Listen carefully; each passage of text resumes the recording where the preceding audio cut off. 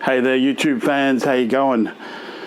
I'm going to take one for the team. You know, this isn't a very, this is a bit of an embarrassing topic, but I really had benefit from other people's videos on YouTube, so I'm going to take one for the team.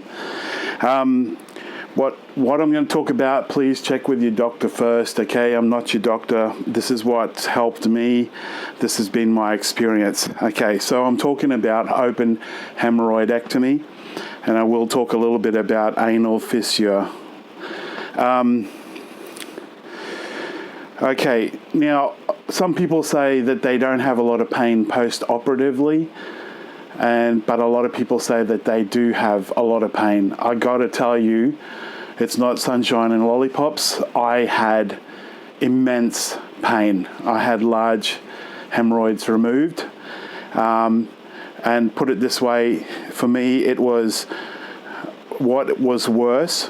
Was cancer pain, bone cancer pain worse, or haemorrhoidectomy pain worse?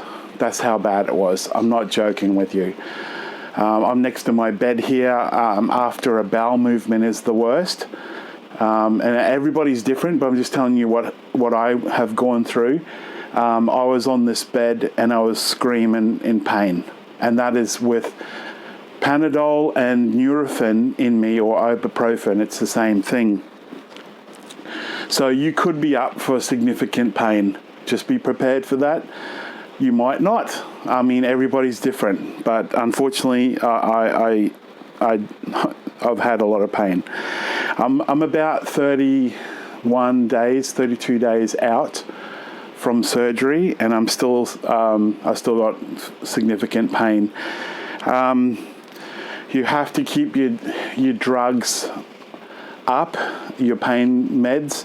Talk with your doctor about that one. I personally was on 2 Panadol every 4 hours and 2 Nurofen every 4 hours, just the normal doses that they tell me on the box.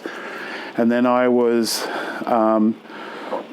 between 5 and 15 milligrams of OxyContin, mainly to help me to sleep at night, because I was having late night bowel movements which really stirred things up, and then I couldn't sleep without getting the pain under control. There has been oozing, so there's a yellow liquid that comes out, so you need to put something to protect your underwear or wear an incontinence pad. I'm actually wearing one now because I went out.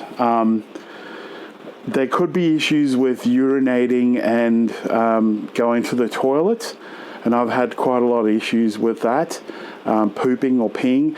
The peeing was leading to pooping, so everybody's different, but just trying to pee, I would almost immediately have to, jump on the toilet and do a poop as well.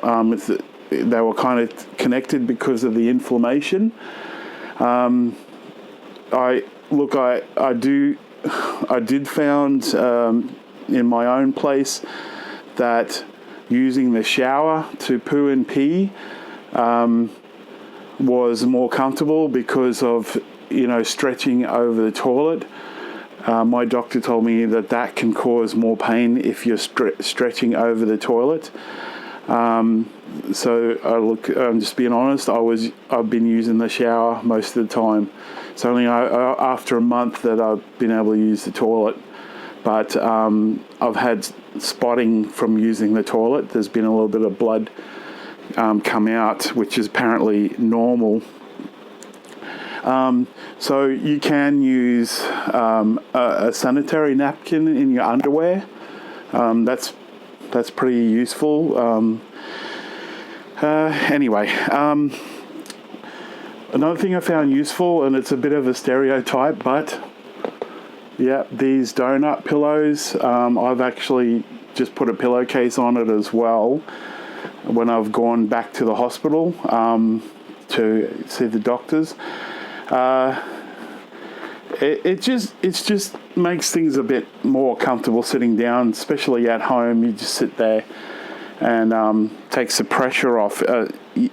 It feels, you can feel like there's pressure there. You can feel like you have to poop all day.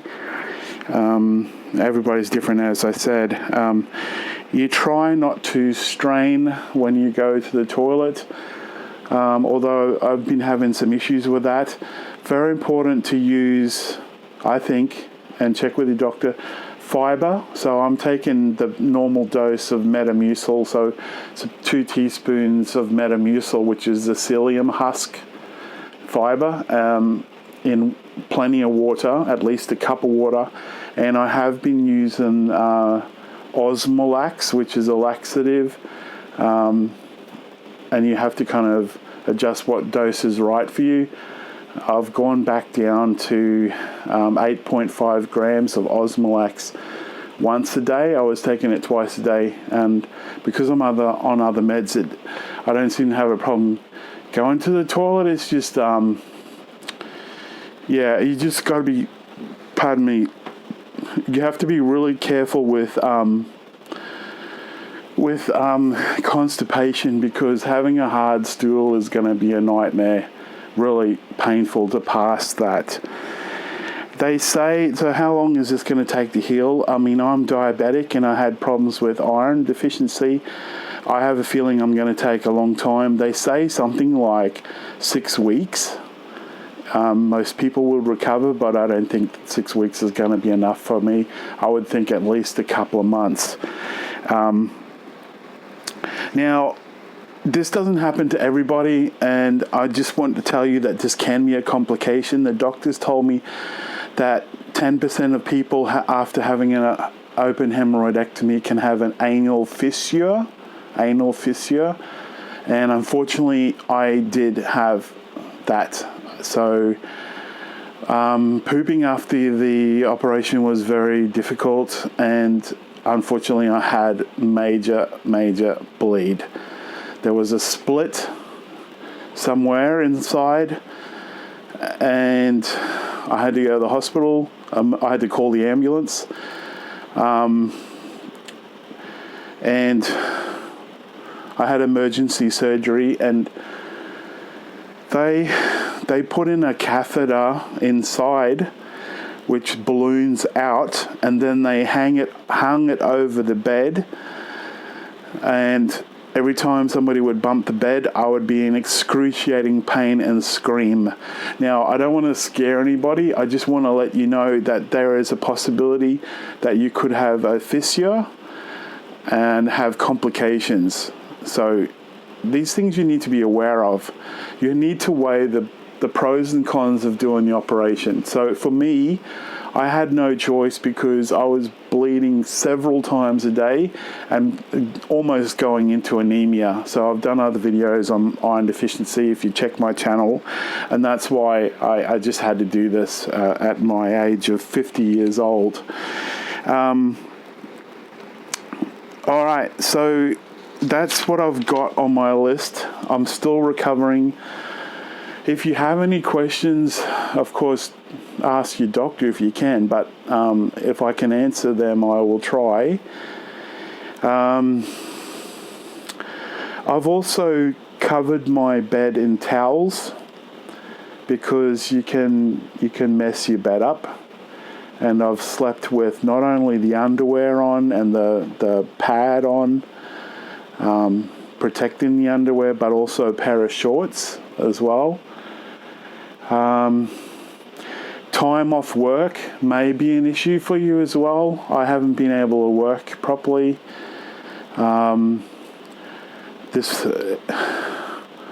It's just too painful, and the issues also with having to use the toilet. Look, honestly, I think there's once or twice where, I'm just being honest, I didn't even make it to the toilet on time. So you need to have a pad on, or you need to have something to protect your underwear, or always know where the nearest toilet is, because all that inflammation can cause issues with going to the toilet, as I said, whether peeing or pooping. I can't think of anything else off the top of my head. If I think of something, I'll try and put it in the comments. I hope that this helps somebody. This was just a nice short video. I know, as I said, other people have helped me. Yeah, I'm not sure what else to tell you. So please, I took a chance on making this video. So please give me a like, comment, and subscribe. God bless. Hope this helps somebody. Teach yourself out.